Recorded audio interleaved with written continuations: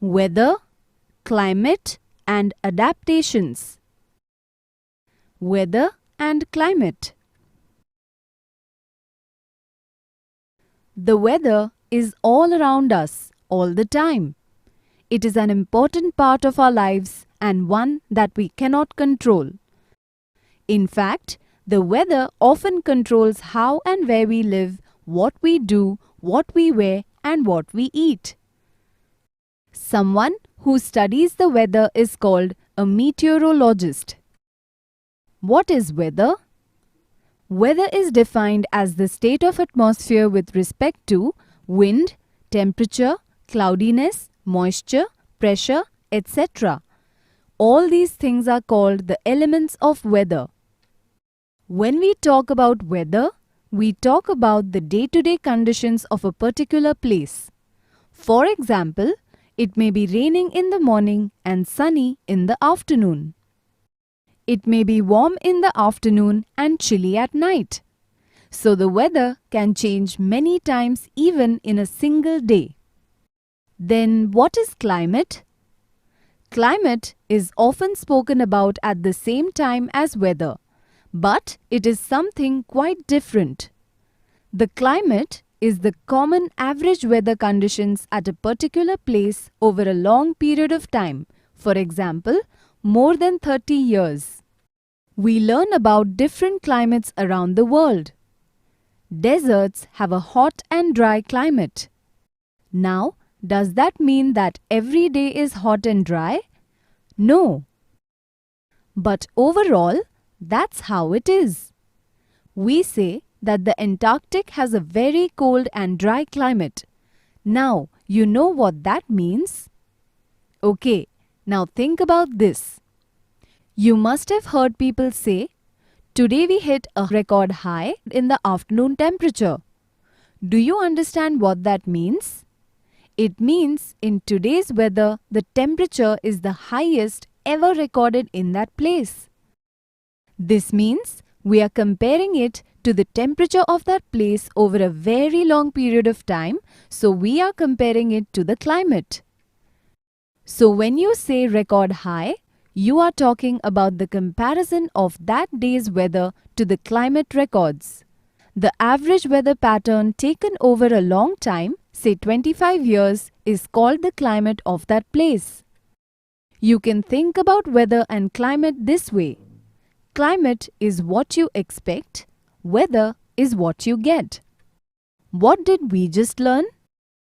The day-to-day condition of the atmosphere at a place with respect to temperature, humidity, rainfall, wind speed, etc. is called the weather of that place. The weather is generally not the same on any 2 days and week after week. The maximum temperature of the day occurs generally in the afternoon, while the minimum temperature occurs early in the morning. The times of sunrise and sunset also change during the year. All the changes in weather are driven by the sun. The average weather pattern taken over a long time, say 25 years, is called the climate of the place. The idea of adaptation. If you have to stay in a very cold place, what will you do? You will find a way to stay warm. What will happen if you can't? Well, you may not survive then. So you have to find a way to adapt to the climate, else you die out. What about animals? They can't get sweaters and build bonfires. What do? Over the years, as animals bear children, they go through some changes in their body.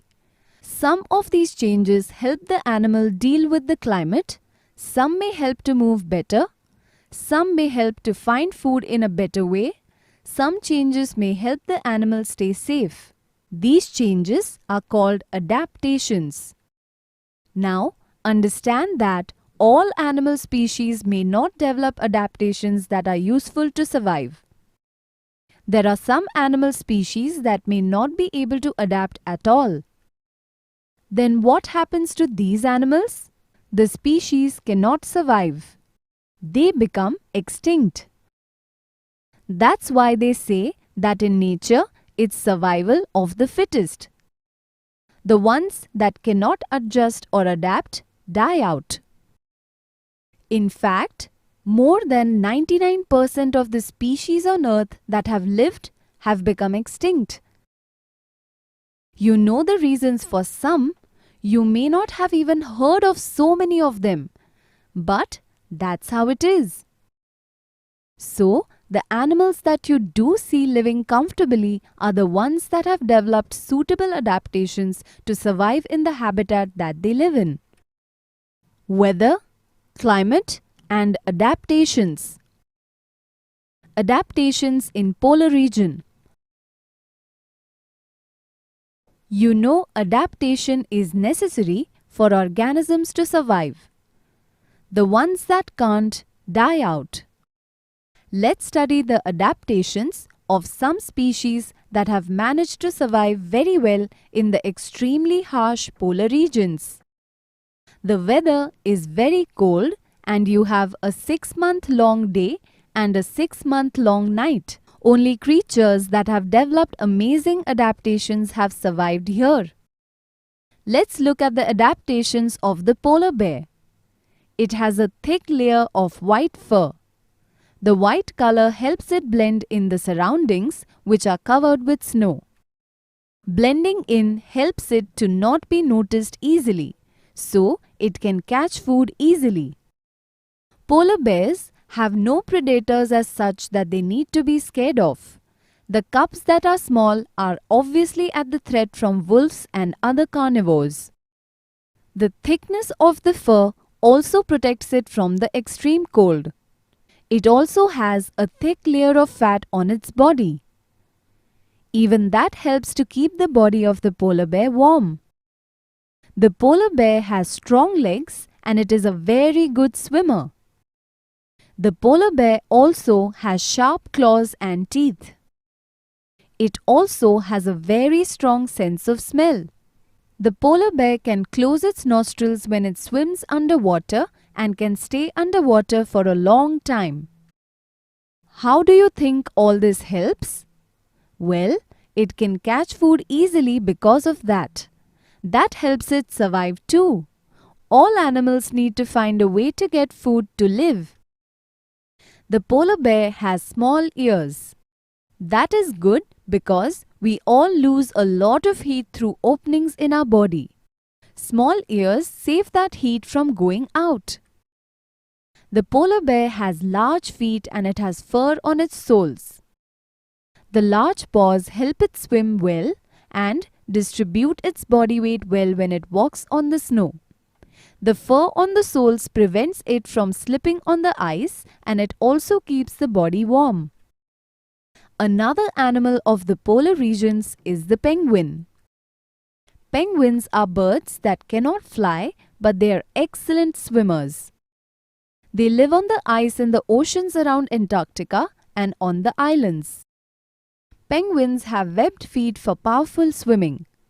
Their bodies are streamlined to reduce water resistance so they can swim easily. Their wings, shaped like flippers, also help them fly underwater at speeds up to 25 kilometers per hour. Penguins don't have all the extra air spaces in their bones that normal birds have. Their heavy, solid bones act like a diver's weight belt, allowing them to stay underwater. Penguins have to keep high body temperatures to remain active. They have thick skin and lots of fat blubber under their skin to keep warm in cold weather. They also huddle together with their friends to keep warm.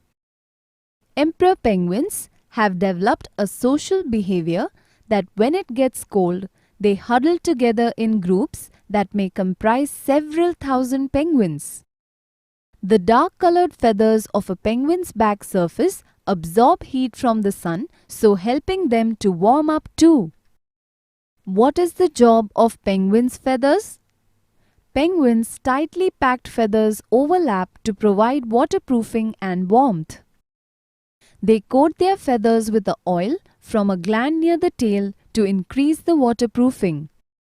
We have looked at 2 animals in detail, but there are many other living in these regions. How do they manage? They all have some adaptations to help them survive.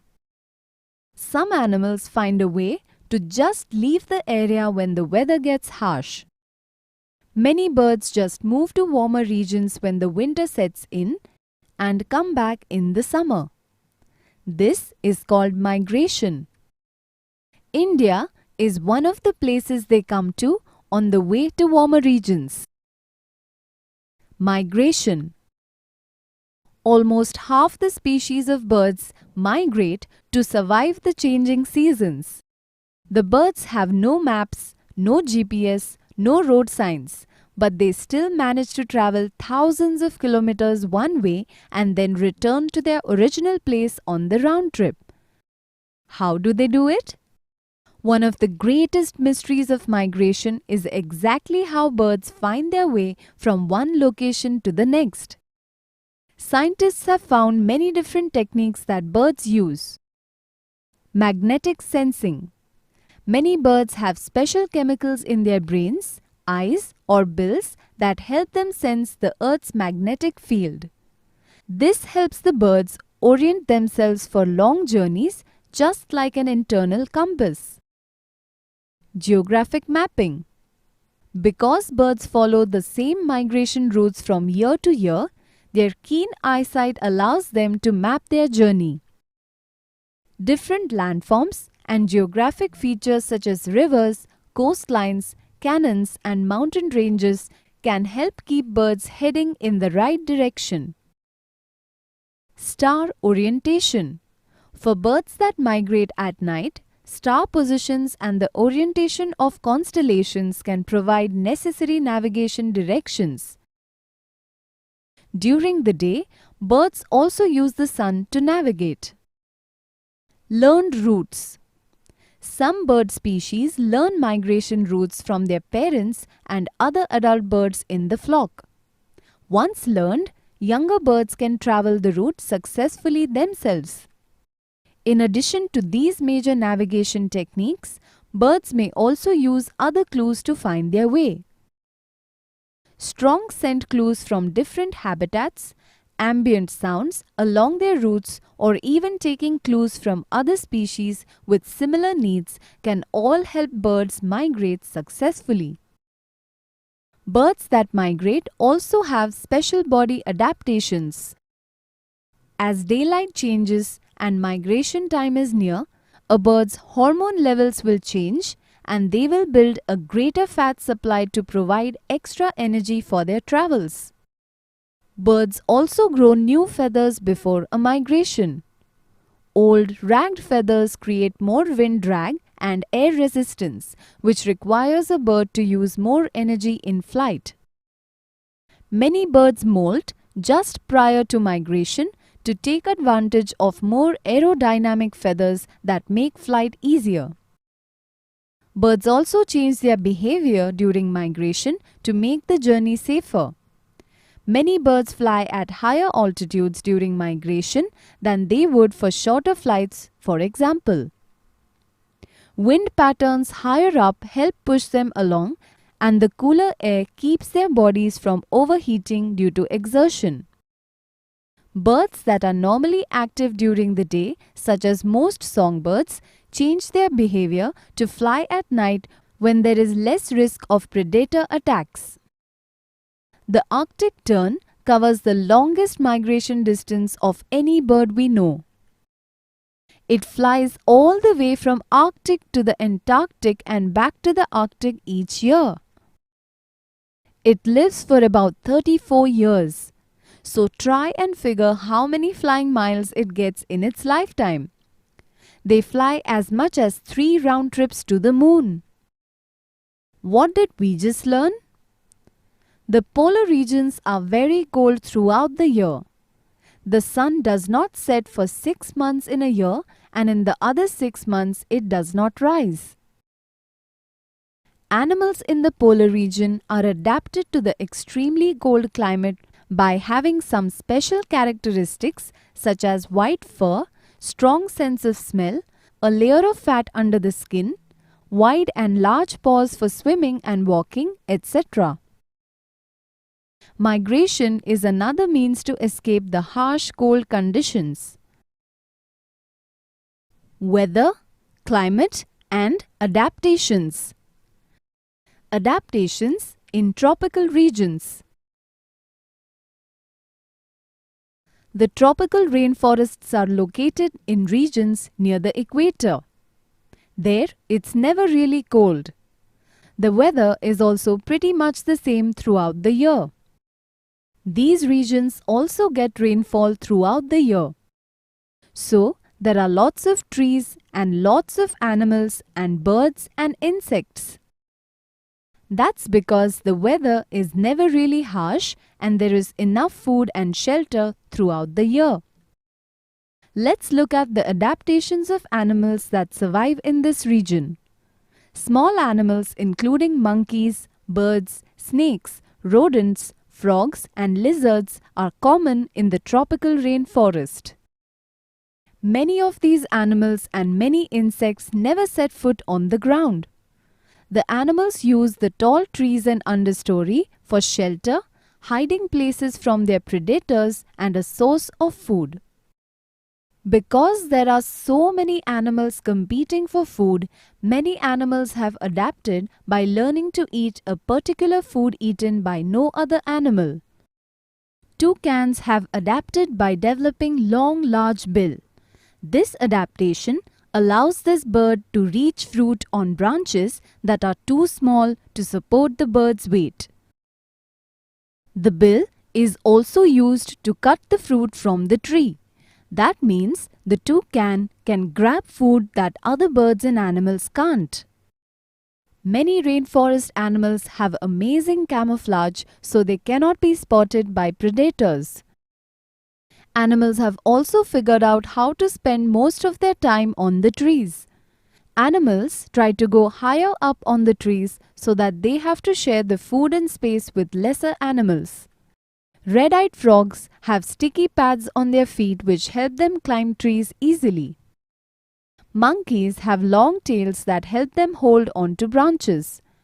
They also have hands and feet that can grab branches. The lion-tailed macaque is an ape that is found only in the rainforests of the Western Ghats. It has a very simple stomach which can easily digest fruits, seeds and insects. It is a very good climber too. It has figured out how to live in the trees so well that most of the time it does not have to come down to the ground at all. Size is no advantage in the rainforest as the dense forest makes movement difficult. Jaguars adapted with a small but strong build that makes them speedy hunters and small enough to sleep in trees.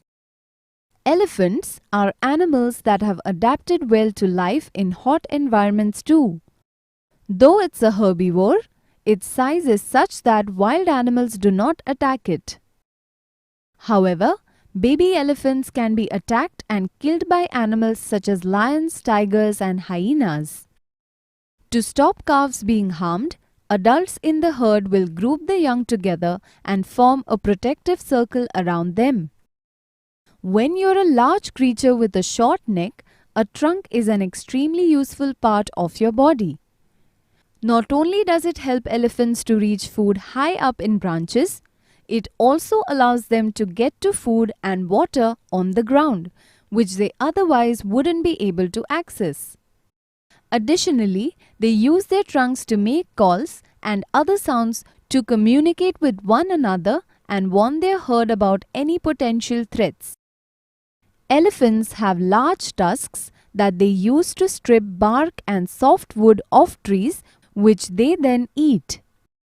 Their tusks can also help them to survive through dry spells as they use them to bore down into the earth and find water in dry river beds. In addition, they use them to dig in the ground and uncover salts and other minerals that are important for their diet. Elephants walk on their tippy toes and the soles of their feet are cushioned with a thick pad of fatty tissue which helps to distribute their weight so that they don't put much pressure on their feet. Elephants live in hot conditions and need to be able to cool themselves down. Since they are unable to sweat, they've adapted another solution. They flap their large ears to help cool the blood in their capillaries and distribute the cooler blood through their bodies.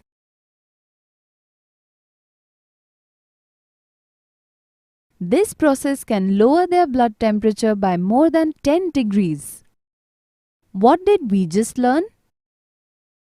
Animals in the tropical rainforests are adapted such that they eat different kinds of food to overcome the competition for food and shelter.